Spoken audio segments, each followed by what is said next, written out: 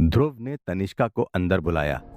तनिष्का को देखकर ध्रुव थोड़ा चौंक गया था, क्योंकि उसे ऐसा लग रहा था कि कल रात उसने जिस लड़की को ध्रुव ने किंशुक के कमरे से निकलते हुए देखा था वो शायद तनिष्का थी।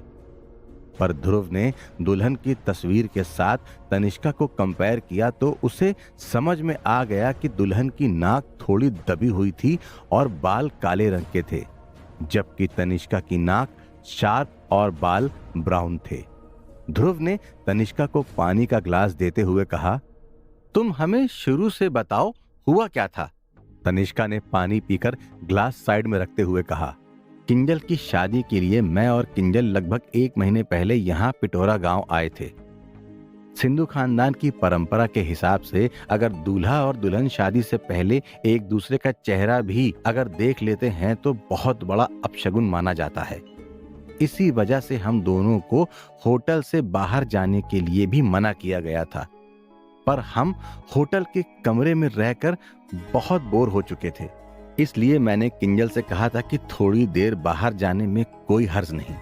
वैसे भी दूल्हा यहाँ क्यों आएगा जब उसे पता है कि हम इस होटल में हैं। किंजल ने भी हाँ कह दिया तो हम दोनों चुपके से बाहर चले गए। बाहर हमें किसी ने कहा था कि गांव के बाहर कुमारी सती का प्रसिद्ध मंदिर है, जिनके आशीर्वाद से एक अच्छा जीवन साथी मिलता है और शादीशुदा जिंदगी में सुख शांति बनी रहती है।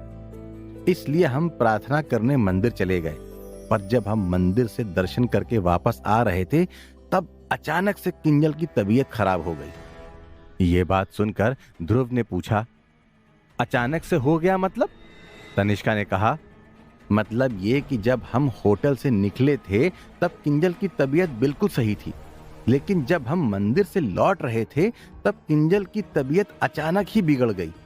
उसे चलने में भी तकलीफ होने लगी।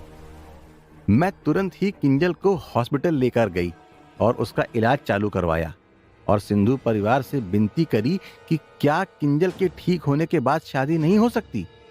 पर सिंधु परिवार को मेरी बात पसंद नहीं आई। उन्होंने कहा कि चाहे कुछ भी हो जाए, शादी तो तय किए हुए मुहूर्त पर ही होगी। उन्होंने ये तक कह दिया था कि किंजल का गृह प्रवेश आज होकर रहेगा, फिर चाहे वो जिंदा बचे या ना बचे। मैंने उन्हें रोकने की बहुत कोशिश की, लेकिन मैं अकेली थी, कर भी क्या सकती थी। सिंधु परिवार की कुछ औरतें आईं और वो किंजल को अपने साथ लेकर चली गईं। किंजल की इतनी नाजुक हालत होने के बावजूद उन्होंने किंजल को शादी का जोड़ा पहना दिया और उसे तैयार कर दिया। मैं उन्हें रोक पाती, इससे पहले ही सिंधु परिवार के कुछ मेहमानों ने मुझे जबरदस्ती कोई नशे वाली चीज पिला दी। अब भला मैं ऐसी हालत में किंजल की मदद करती तो कैसे करती? तनिष्का का चेहरा लाल हो रहा था और उसे गुस्सा भी आ रहा था। एक लंबी सांस लेने के बाद तनिष्का ने सुबकते हुए कहा, मैं होश में नहीं थी, इसलिए मुझे इन लोगों ने एक कमरे में सुला दिया। उसके बाद आधी रात में एक नौकर ने आकर मुझे बताया कि मेरी बहन मर चुकी है। मैं ये खबर सुनते ही किंजल के पास गई। किंजल अपने दुल्हन के जोड़े में थी, वो पलंग पर लेटी हुई थी। किसने सोचा था कि अपनी जिंदगी के सबसे इंपॉर्टेंट दिन पर ही किंजल के साथ ऐसा होगा। ध्रुव ने तनिष्का को अपना रुमाल दिया और कहा, शांत हो जाओ तनिष्का। जब तनिष्का ने रोना बंद किया तो ध्रुव ने पूछा, मुझे एक बात समझ नहीं आई, किंजल की शादी में तुम अकेली क्यों आई? किंजल के परिवार वाले क्यों नहीं आए? तनिष्का ने कहा, हमारा परिवार दूर रहता है और वो लोग बूढ़े हो चुके हैं।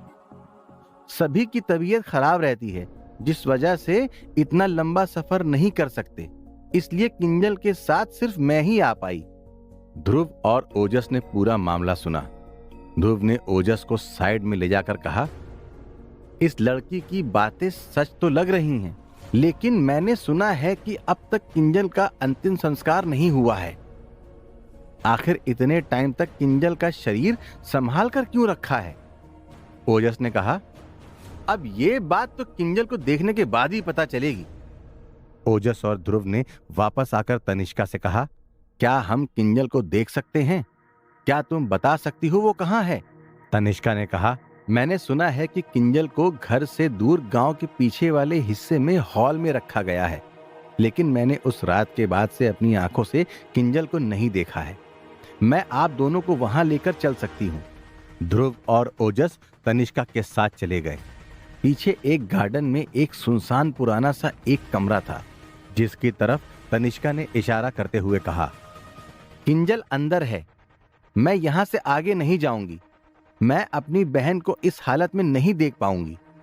तनिष्का वहीं रुक गई और ध्रुव ओजस के साथ उस कमरे की तरफ बढ़ा। जैसे ही ध्रुव और ओजस कमरे के अंदर गए, उन्हें अजीब सी बदबू आने लगी।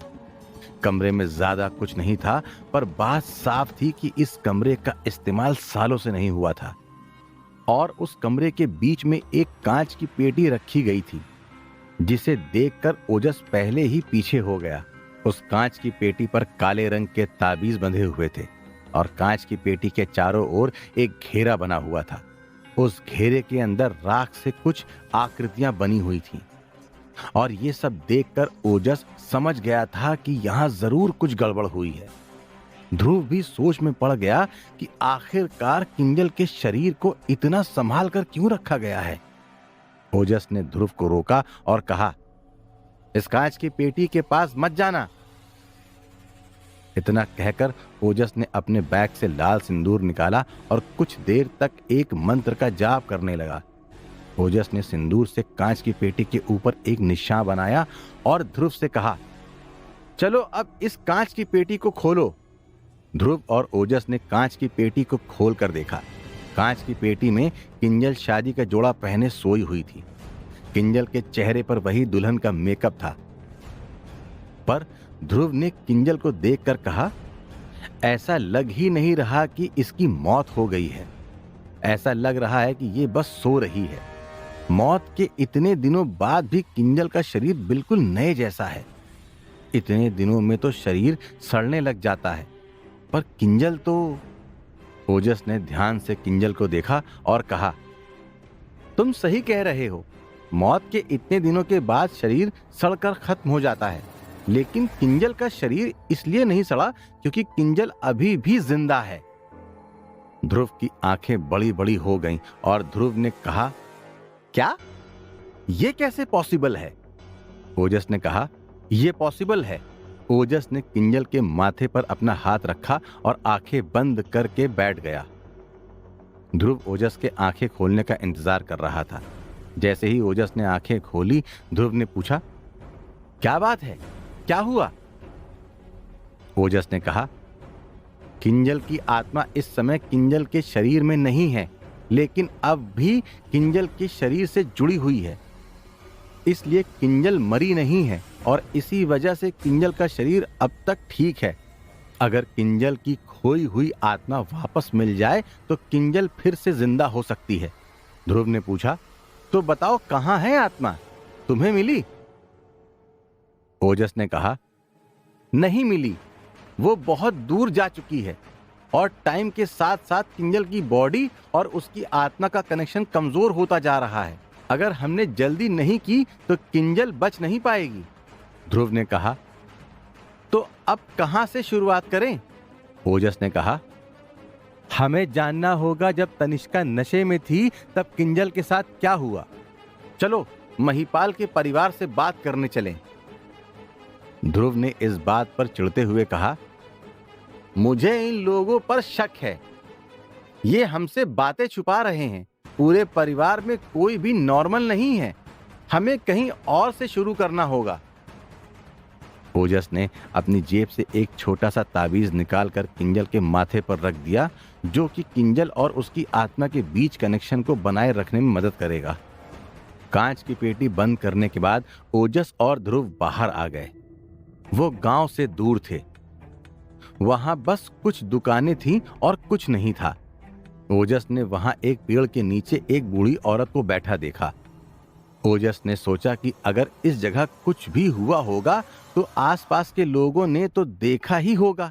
इसलिए ओजस और ध्रुव उस बूढ़ी औरत से पूछताछ करने चले गए। ध्रुव ने जाकर उस औरत से पूछा, मौसी आप यहीं रहते हो? उस औरत ने ध्रुव को घूर कर देखा और कहा, हाँ क्यों? ध्रुव ने कहा। नहीं, बस ऐसे ही।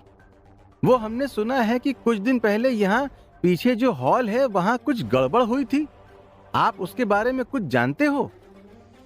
उस औरत ने ध्रुव को पैनी नजरों से देखा, जैसे कि ध्रुव ने उस औरत से पैसे मांग लिए हों। उस औरत ने पहले तो कुछ नहीं बताया, लेकिन थोड़ा कोशिश करने के बाद उस औरत ने मुंह खोला और कहा, जिस दिन सिंधु परिवार में शादी थी उस ही दिन परमार परिवार में मौत हुई थी।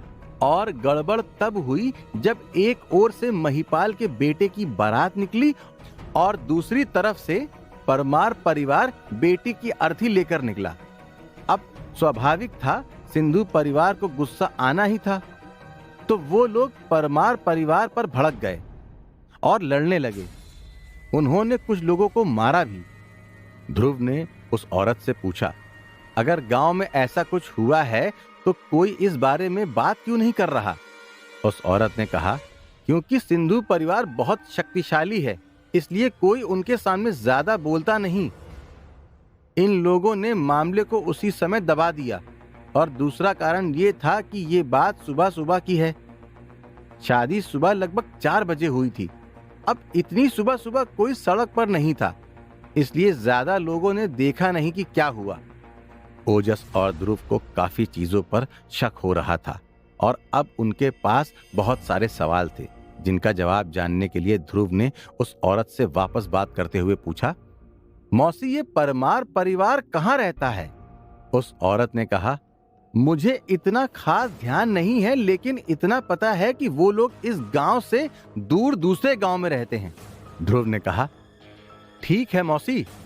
ध्रुव और ओजस ने सोचा कि आखिर अगर ये परिवार इतना दूर रहता है तो वो लोग यहाँ क्या करने आए थे, और वो भी इतनी सुबह सुबह। सारे सवाल का जवाब अब परमार परिवार ही दे सकता था, इसलिए ध्रुव और ओजस उस परिवार को ढूंढने चले गए। ध्रुव ने ओजस से पूछा, तुम्हें क्या लगता है, किंजल और परमार परिवार की बेटी की मौत का एक दूसरे से कोई कनेक्शन है?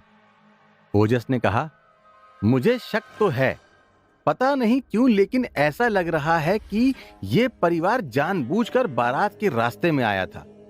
गांव के दूसरी दिशा में पूछताछ करते हुए फाइनली ध्रुव और ओजस परमार परिवार के घर पहुंच गए। परमार परिवार के बारे में लोगों ने कहा था कि वो बहुत सीधे साधे लोग हैं। परमार परिवार के घर का आंगन गंदा पड़ा हुआ था। ऐसा लग रहा था कि जैसे घर बहुत टाइम से बंद पड़ा हो। आंगन में सूखे हुए पत्ते थे और सामान पर बहुत धूल जमी हुई थी। ध्रुव और ओजस घर के अंदर गए और दरवाजे पर नॉक किया, लेकिन बहुत देर तक कोई जवाब नहीं आया। काफी देर तक दरवाजा बजाने के बाद पड़ोस के घर से एक औरत हाथ में झाड़ू पकड़े हुए आई और तनतनाते हुए गुस्से से बोली, अरे ओ भाई, दरवाजा बजाने का कोई मतलब नहीं है। न जाने कहां चले गए ये लोग। अंतिम संस्कार वाले दिन के बाद से गायब हैं सब। अब तुम भी चले जाओ ना, न जाने कहां कहां से आ जाते हैं।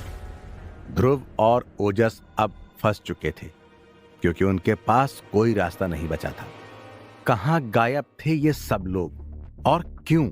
अंतिम संस्कार के बाद पूरे परिवार का गायब हो जाना एक सोचने वाली बात थी। कहीं ध्रुव और ओजस का शक सही तो नहीं था? जानने के लिए सुनते रहिए